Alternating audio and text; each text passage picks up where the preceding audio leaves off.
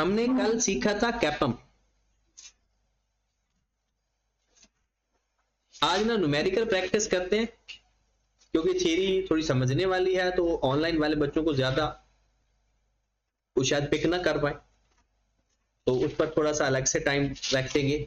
कैपम का कैपिटल, इसका नाम क्या है? Capital asset pricing model. कैपम क्या है? कैपिटल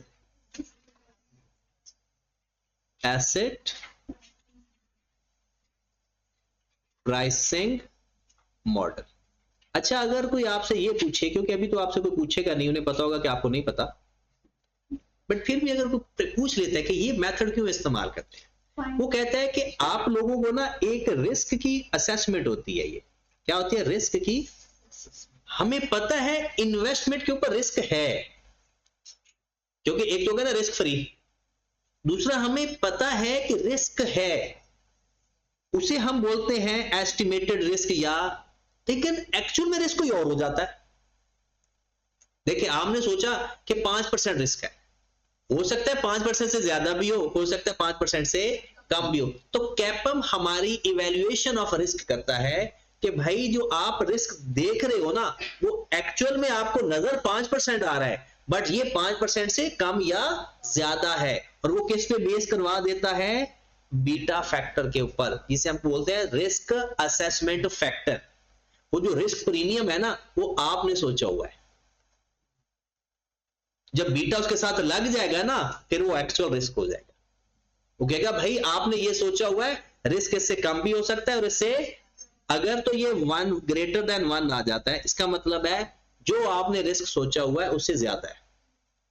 अगर ये आ गया लेस देन 1, जो आपने सोचा हुआ है उससे कम है, और अगर आ गया इज इक्वल टू 1, जितना सोचा हुआ है उतना ही है। ठीक होगी बात? तो कैपम हमारी हेल्प करता है कि जो रिस्क हम सोच रहे हैं उसकी ओरिजिनलिटी की तरफ लेकर जाता है। तो कहता है कि जो आपने सोचा है ना कि ठीक है भाई 10% मार्केट का रेट, रेट चल रहा है गवर्नमेंट का या रिस्क फ्री, मैं जी 15% के ऊपर इन्वेस्ट कर देता हूं, 5% मेरा हाई रिस्क है तो रिटर्न भी मुझे ज्यादा मिल रहा है। वो कहता है ये बात नहीं है, इसके अंदर और भी कोई फैक्टर्स हो सकते हैं जो आप कंसीडर कर ही नहीं रहे। तो वो फिर कुछ नॉन फाइनेंशियल फैक्टर होते हैं, गवर्नमेंट का चेंज हो जाना, रेट ऑफ इंटरेस्ट का चेंज हो जाना, मार्केट के अंदर कोई वर्स कंडीशन, अच्छी कंडीशन आ जाए, उसकी वजह से इन्फ्लेशन, मार्केट का स्ट्रक्चर, जैसे आजकल एक वार के सिचुएशंस हैं, तो ये सारी चीजें वो कंसीडर करके फिर वो इसको बताता है। लेकिन हमारे सिलेबस की हद तक बस इतना ही है कि हमें फार्मूला आना चाहिए K E is equal to risk free return plus beta into market risk return minus risk free return. हमने इस फार्मूला से बीटा फाइंड किया करेंगे, हमारा आंसर आ जाएगा। उसके बाद अगर हम एक और बात इसमें सीखें, अभी हमने जो सारे फार्मूले सीख लिए हैं ना, उसमें एक फार्मूला सीखा डीवीएम मेथड, ठीक है, 2 फार्मूले सीखे, market value D over K, और K is equal to D over market value. Okay है ये। उसके बाद डिविडेंड ग्रोथ मॉडल, डिविडेंड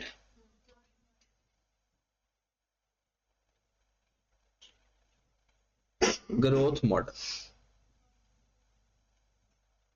जो डिविडेंड ग्रोथ मॉडल है ना, उसमें आपको पता है डी मार्केट वैल्यू किसके बराबर आ जाती है? D into 1 plus G over K E minus जी, और के ई किसके बराबर आ जाएगा? D into 1 plus G over market value plus, ये बार बार लिखा करो, क्योंकि बार बार लिखोगे तो आपको फिर खुद ब खुद ही याद हो जाएगी, खुद से याद करोगे भूल जाएगी, लिखने वाला कम भूलता है।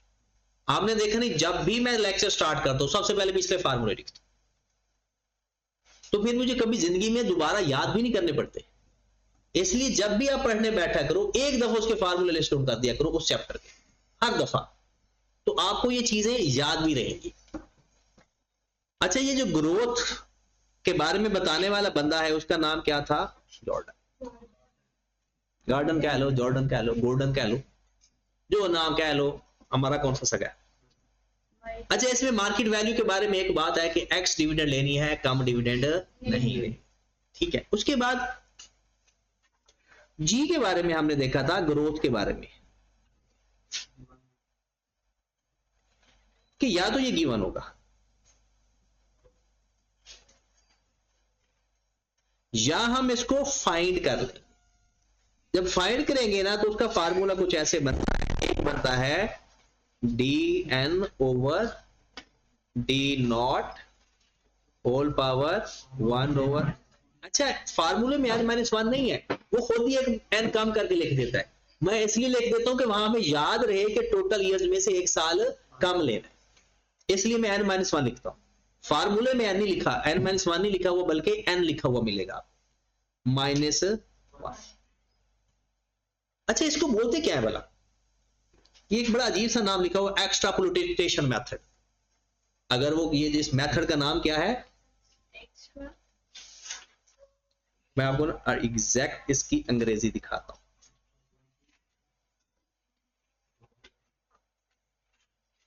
अजान भी सुन लो तब तक।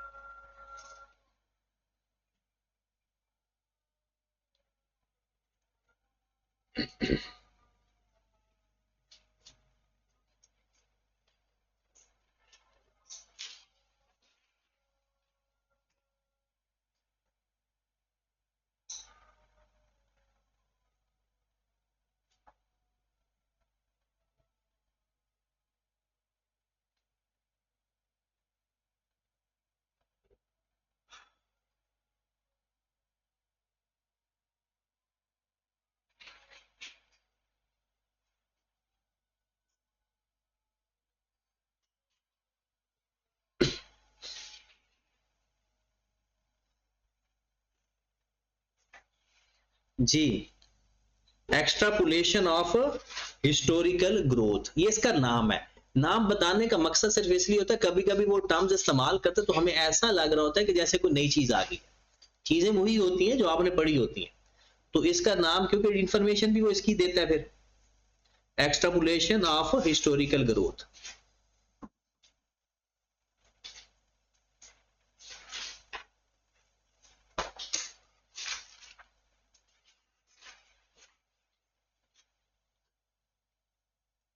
क्योंकि ये ग्रोथ चेक कर रहा होता है ना, हिस्ट्री वाली पिछली सारी ग्रोथ चेक कर रहा होता है कि किस मेथड से, किस एवरेज से ये ऊपर आ रहा होता है।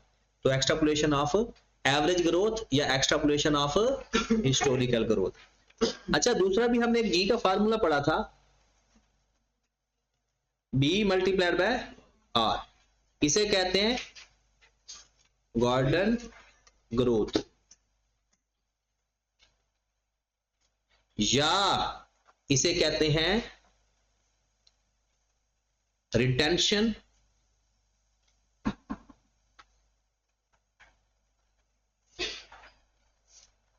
Of earning value, earning, retention of earning, कि आपने कितनी अर्निंग रिटेन कर ली।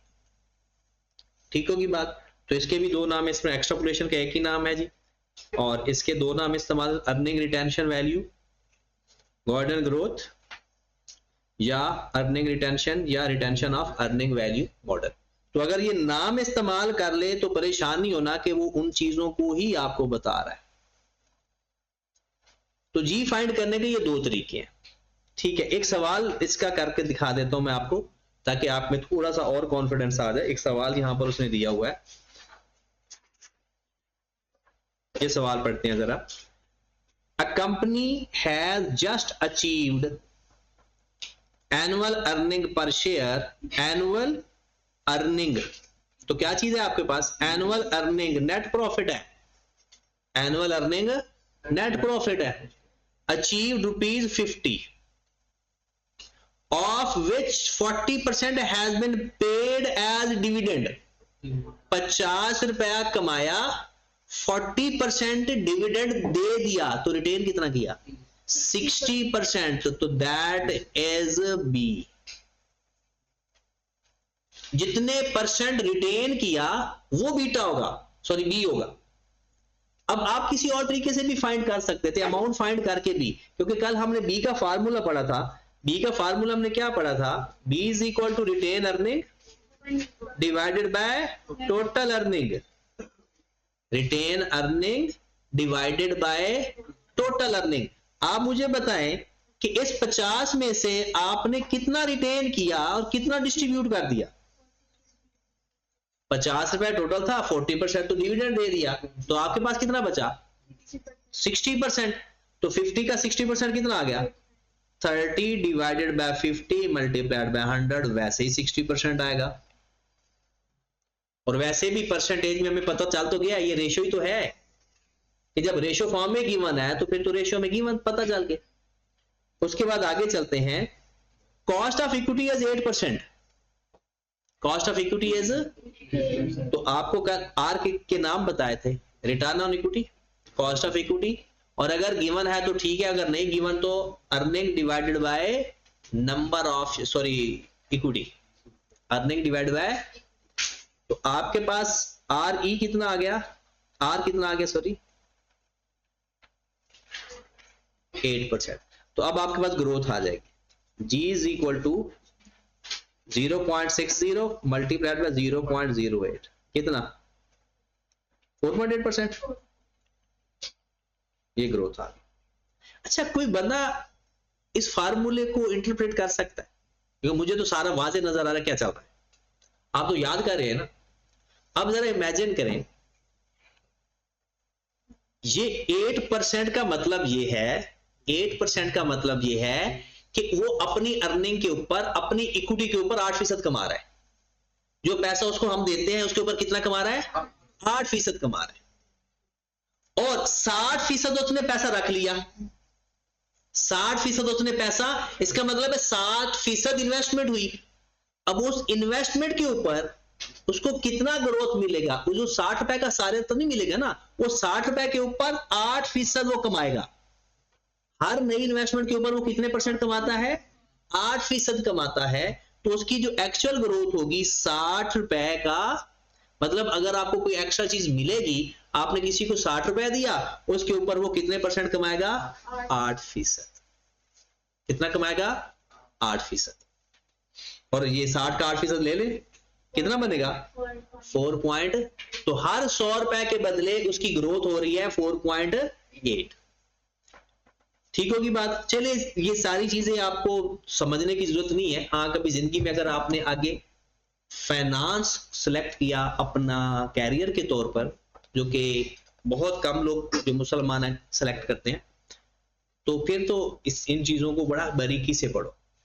अगर आपने फाइनेंस सेलेक्ट नहीं करना, आपने ऑडिट में जाना है, बाकी सारी फील्ड में जाना है फाइनेंस को छोड़ के, तो क्योंकि फाइनेंस में अगर आप जाओगे ना तो आपको दुनिया जीने नहीं देगी।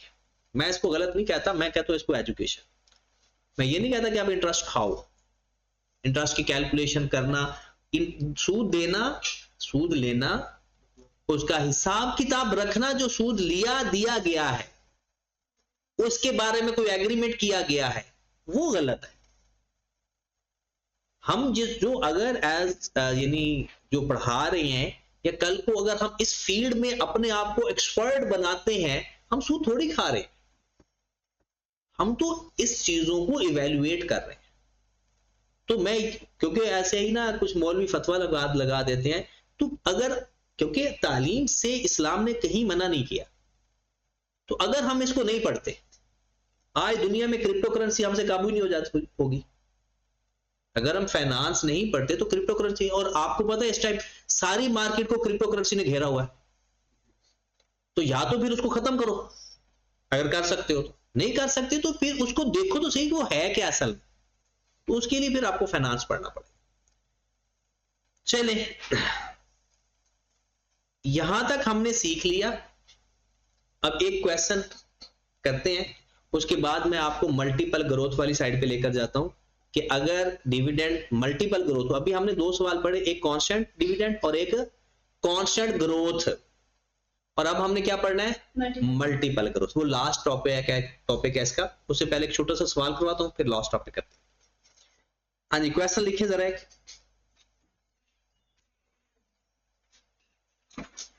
Government security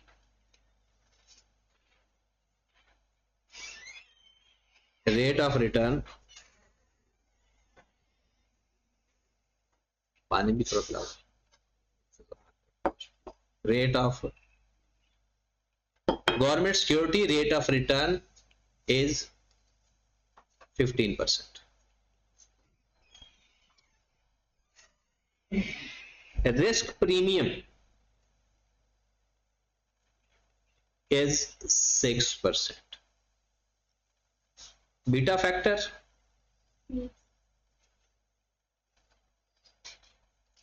is 1.2.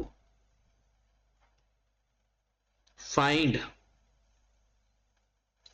market value of share, market value of share and market value of company if company is non-gearing and dividend is ₹8 with annual growth 2%. Number of shares is 2 million. करो जरा try.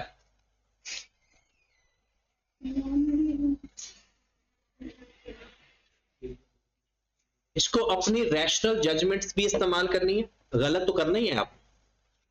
मैं ये चाह रहा हूं कि ऐसी situation आप किस तरह से देखोगे, जो ये चीजें गिवन है उसको कैसे डील करोगे, फिर इसको हम ना डिस्कस भी करते हैं। करना जरूर है, और जिसने ये लेक्चर सुनना है बाद में, उसने भी पहले सवाल करना है, फिर सोल्यूशन आगे जाना है।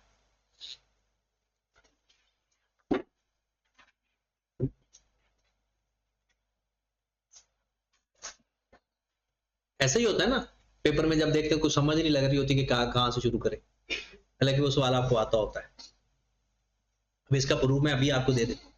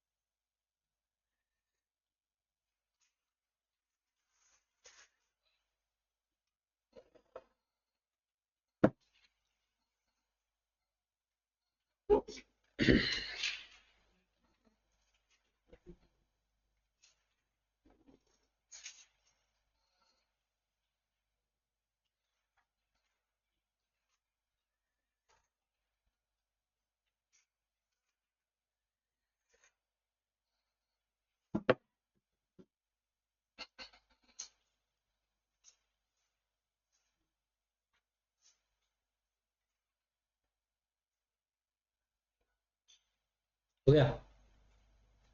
मार्केट वैल्यू कितनी आई शेयर की, 7.69, ये थोड़ी सी आई है। चलो, तो कंपनी की मार्केट वैल्यू क्या है,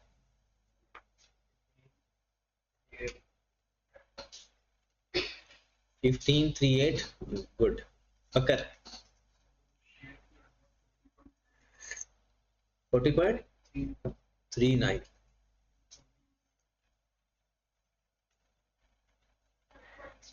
40.39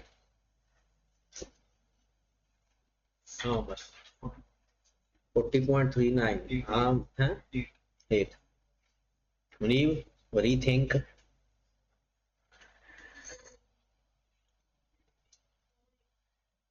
$480 यानी कॉन्फिडेंस रखो, कुछ भी सवाल का जवाब आ सकता है।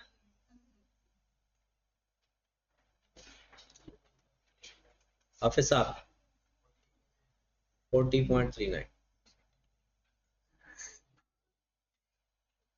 हाँ शरीफ 30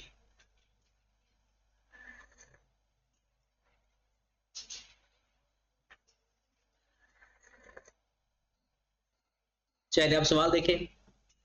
अच्छा जैसे कोई नया सवाल, जैसे मैंने इस तरह का सवाल आपको नहीं बताया, इसलिए नहीं बताया कि ये सवाल फिर भी आप कर सकते थे, छोड़ दो आप एक दफा समझ लो कि जैसे ही सवाल आए आप लोगों ने डरने या परेशान होने से पहले भरोसा रखना है कि ये सवाल आप कर सकते हो। सबसे पहले आपने देखना है रिक्वायरमेंट, ये तो हमारा जद्दी पुश्ती काम है ना कि सबसे पहले क्या देखना है, रिक्वायरमेंट। मार्केट वैल्यू फाइंड करनी है। अब मार्केट वैल्यू एक्टिवेट करो अपने दिमाग के अंदर। अच्छा मार्केट वैल्यू फाइंड करने के 2-3 मेथड है, क्योंकि इक्विटी है, ग्रोथ मॉडल के साथ, बगैर ग्रोथ मॉडल के साथ, मल्टीपल ग्रोथ है वो अभी हमने किया ही नहीं, ठीक है, बस ये 3 मेथड है। मल्टीपल ग्रोथ भी है वो अभी हमने नहीं किया। हमने देखा कि क्वेश्चन के अंदर एनुअल ग्रोथ भी गिवन है, इसका मतलब है ग्रोथ मॉडल वाला फार्मूला लगेगा। फार्मूला लिखते हैं, बाकी अल्लाह मालिक है।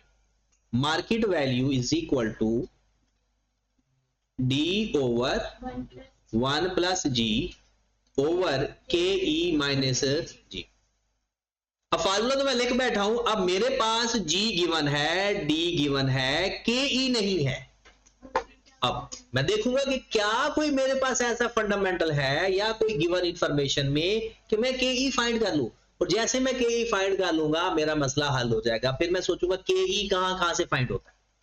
उसमें एक मेरे पास ये वाली इंफॉर्मेशन है, government security rate of return is 15%। Government security हमेशा रिस्क फ्री होती है,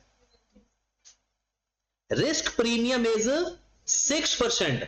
इसका मतलब है मार्केट में 21% रेट चल रहा है, मार्केट में 21% रेट चलता है, और बीटा फैक्टर है 1.2। तो मैं यहां पर जाऊंगा, मैं यहां पर के ई का फार्मूला लिख लूंगा, K E is equal to R F plus beta into risk premium given है 6%, 15% प्लस 1.2 इंटू 6%। तो मेरा कितना के ई आ गया, 0.282। 0.2। अब काम खत्म, मेरे पास आ गया डी, मेरे पास कितना है 8 इंटू 1 प्लस जी कितना है 0.02 ओवर 0.222 माइनस 0.02 40.4। ये हमारे एक शेयर की मार्केट वैल्यू है। अच्छा चलिए वो सवाल में ही कर लेते हैं, ये हमारे एक शेयर मार्केट, और टोटल नंबर ऑफ शेयर्स कितने हैं, और कंपनी कौन सी है, नॉन गियरिंग। पता है नॉन गियरिंग किसे कहते हैं, डेट है ही नहीं।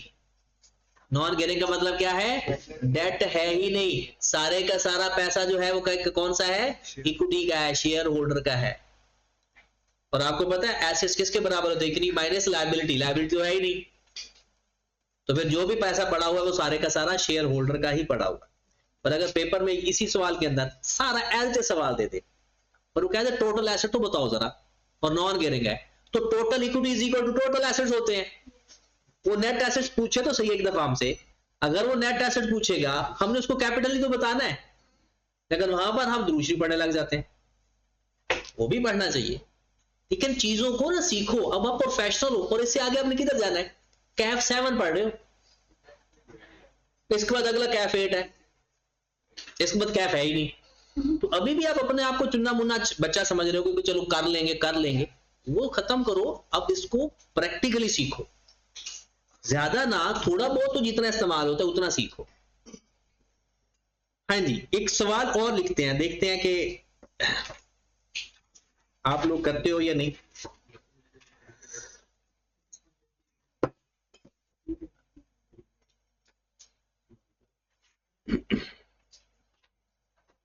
हाँ जी, क्वेश्चन है कि आपके पास market value of share is rupees 130 cum dividend, dividend dividend नहीं, EPS, earning per share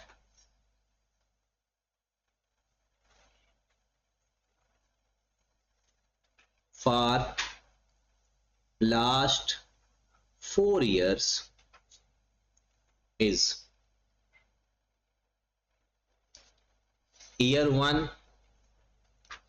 12, year 2 14, year 3 13, year 4 12.5।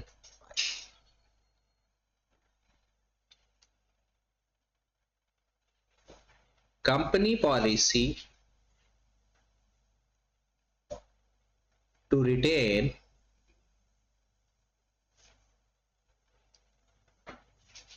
70% of its earning annually। company policy to retain 70% of its earning annually। find cost of equity। हाँ जी, है हिम्मत, करो जरा।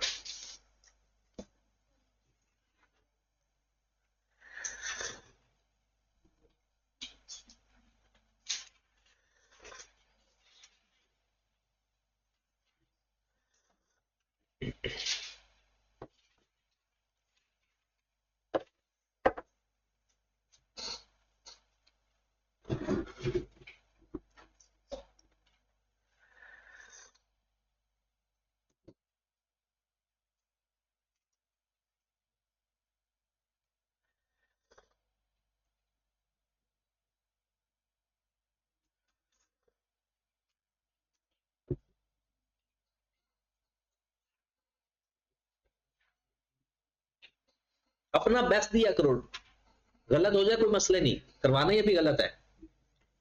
खुद सोचो कि यहां से कैसे निकलना है आपने।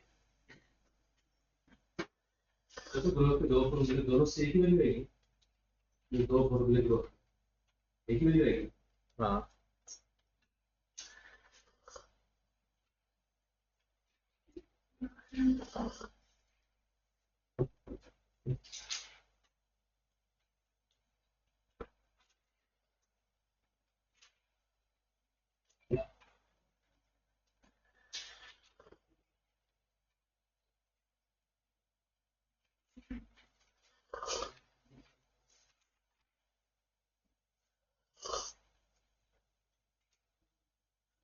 तो बताइए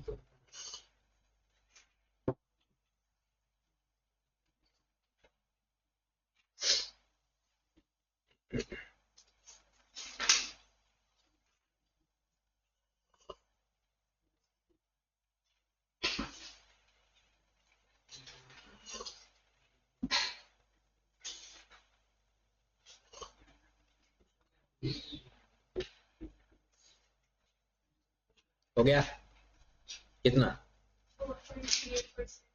4.38%।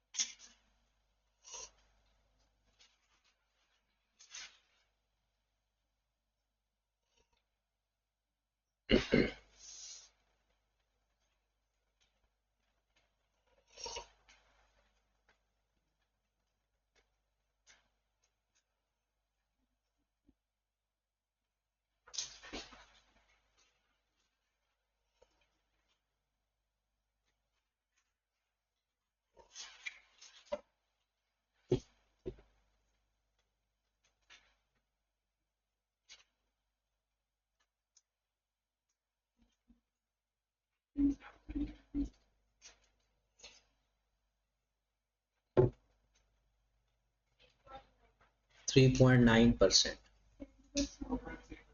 4.3, 1.37।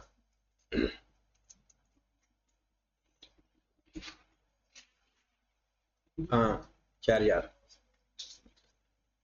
ये 12.45%, 12%, 12%, 12.07%. 1.1। Sir जी 12.07.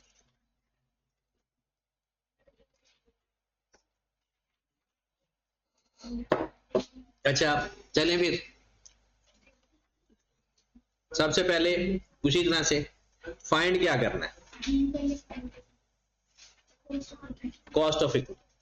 अब कॉस्ट ऑफ इक्विटी में एक हमारे पास कैपम का फार्मूला वो नहीं लग पाएगा, केई का फार्मूला कैपम वाला नहीं लग सकता क्योंकि ना कोई बीटा फैक्टर है ना कोई रिस्क फ्री, कोई चक्कर नहीं है, वो तो गया। बाकी पीछे बच गया दो, ग्रोथ विदाउट ग्रोथ।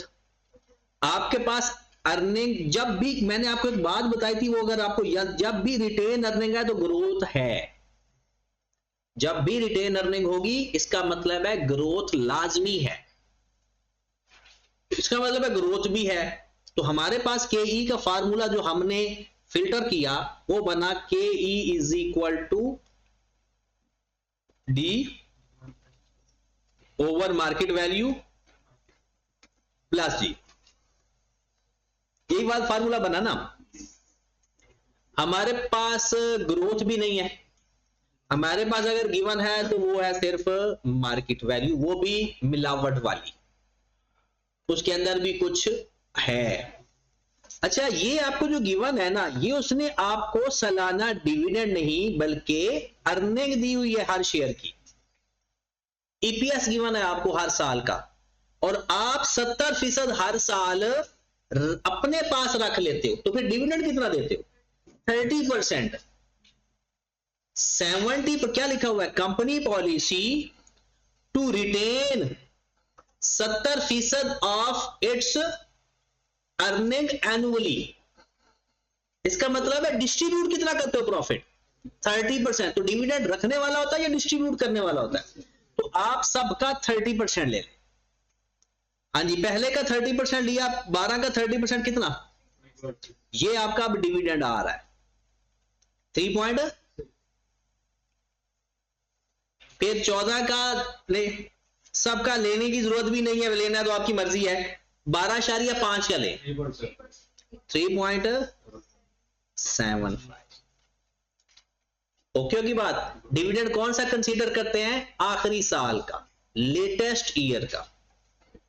अब हमारे पास आ गया G is equal to D N over D not whole power 1 over n minus 1 minus 1। D N कितना, 3.75 ओवर 3.6 होल पावर 1 ओवर 3 कर दूं डायरेक्ट, माइनस 1। करो जरा, ग्रोथ मॉडल कितना आ रहा है इसका? 1.37%। वो परसेंटेज सेम है ना, लेकिन हमने तो डी भी तो लिखना है ना। ये 1.37 सेम आएगा, आगे डी भी तो गलत हो जाएगा। हमने तो डी फार्मूले में पढ़ा है ना। अच्छा देखिए, इसमें जगह जगह पर आप गलती कर सकते हो, लेकिन जिस बंदे को पता है ना ये चीजें क्या गिवन है, मुझे क्या चाहिए, वो नहीं गलती कर सकता। आप यहां पर 30 की बजाय 70% डाटा ले सकते थे। आप इस अग्नि को डायरेक्ट इस्तेमाल कर सकते थे, यहां पर डायरेक्ट 130 ले सकते थे। गलतियां हर जगह पर मौजूद है, बट जिसको सही पता है वो गलती कर ही नहीं सकता। उसको डी चाहिए था, डी मिल गया, उसको जी चाहिए था, जी मिल गया, उसको मार्केट वैल्यू चाहिए थी, x dividend of market value भी मिल गई। अब सवाल उसका हो चुका है, डी कितना लिखेंगे? 3.75 into 1 plus 0.0137 over market value 130 लिखेंगे या 130 माइनस 3.75? 12.25 प्लस 0.0137, हमारा के भी आ गया कितना? 4.39%। 4.39%। अब आप देखें जरा कि इस सवाल में अगर आप चाहते तो सवाल कर सकते थे। इस सवाल के अंदर वो सारी चीजें थी जो आप कर सकते थे। पेपर में बिल्कुल ऐसा ही होता है, गलती लापरवाही और डर से होती है, कॉन्फिडेंस ना होने से होती है।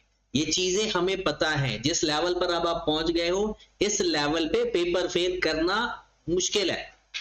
अपने ऊपर भरोसा रखना है। कोई भी सवाल है उसका कोई ना कोई हल है, एट लीस्ट पासिंग मार्जिन जरूर है। चलो नहीं है पासिंग मार्जिन, 40% है, 30% है, कोई 70% भी तो होगा। तो पेपर पास करना मुश्किल नहीं है।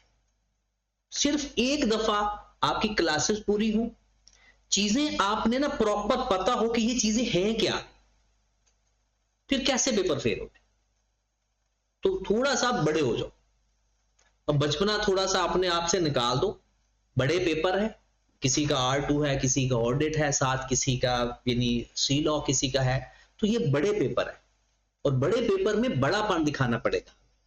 बचपना आप अगर अभी भी हम बचपना रखेंगे, रट्टा लगाएंगे, जान छुड़ाएंगे, अब सीखो तो सही। और मजे की बात है, अगर आप फाइनेंस में जाना चाहते हो, वैसे मैं थोड़ा सा तो मैं भी मुसलमान हूं ही सही फाइनेंस के मामले में, कि दिल डरता जरूर है कि सच में अगर फंस गए आगे, डरता बहुत है। आज तक मैं एक्सपर्ट हूं, अल्लाह का शुक्र है, इतना एक्सपर्ट हूं मैं इस कैलकुलेशन के अंदर कि अगर मैं चाहूं ना तो दुनिया के अंदर कंपीट कर सकता हूं।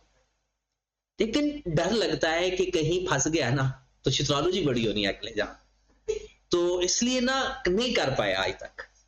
मजा बहुत आता है मुझे इसमें, इतनी चीजें मैं निकाल सकता हूं इसमें से। अभी तो आपको कुछ दिखाता ही नहीं हूं, बस कहता हूं कि आप लोगों ने पेपर है, साथ आपके और पेपर भी होते हैं। और मैंने तो कभी BIA को बहुत सीरियस लेता ही नहीं। मैं कहता हूं बड़े पेपर आप देखो आपके पास। लेकिन इस दफा मेरा प्लान है, अगर आपने छुट्टी ना की ना तो कोई बंदा फेल नहीं होगा। छुट्टी करोगे तो फिर मेरे हाथ खड़े हैं।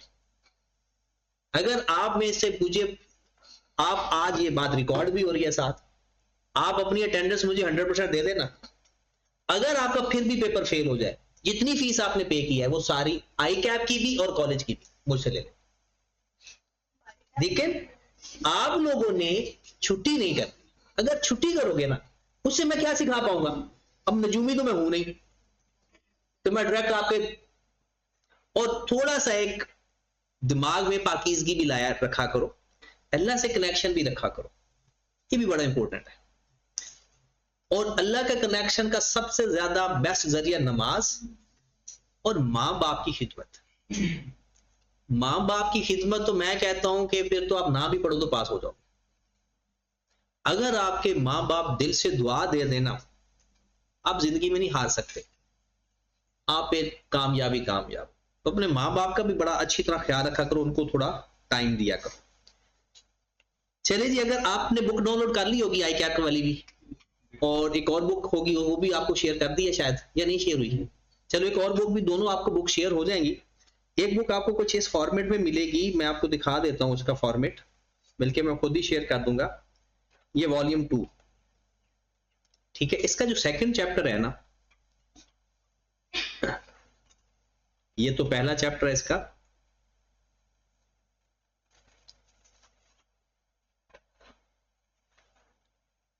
इसके सेकंड चैप्टर के एंड पे ना कुछ क्वेश्चंस हैं, वो आपने कल ट्राई करके आने हैं। ये इसका भी प्रिंट नहीं किसी ने लेना, किसी के पास पुरानी बुक है तो ठीक है, क्योंकि मैं इसको अपडेट कर रहा हूँ, और क्योंकि कुछ चीजें जो चेंज हुई है ना। क्वेश्चन नंबर 1 से लेकर ना प्रैक्टिस क्वेश्चन नंबर 1 से लेकर नहीं, सिर्फ 1। उसके बाद ये डेट है, इसको छोड़ देना है। लॉन स्टॉक, इसको भी छोड़ देना है। बॉन्ड छोड़ देना है। बॉन्ड है जिसमें कॉस्ट ऑफ कैपिटल है, वैक है, इसमें तो एक ही सवाल मुझे नहीं। क्वेश्चन नंबर 8, क्वेश्चन नंबर 9, वैसे तो 10 भी है, लेकिन 10 मल्टीपल ग्रोथ का है, आज वो जुमा है तो इसलिए फिर आज इसको रहने देते हैं। क्वेश्चन नंबर 11 लिख रहे हो ना साथ? क्वेश्चन नंबर 11,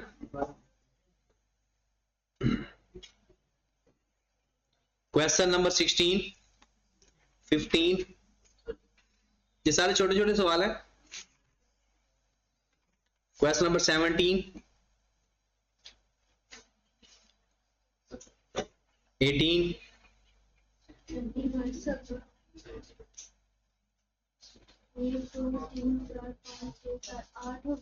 8 हो गए, 10 नहीं हुए अभी तक। हाँ जी, 2 खुद से सवाल बना दो। मेरे बनाए हुए सवाल ना परेशान करेंगे आपको, इसलिए आप 24 देख लेना।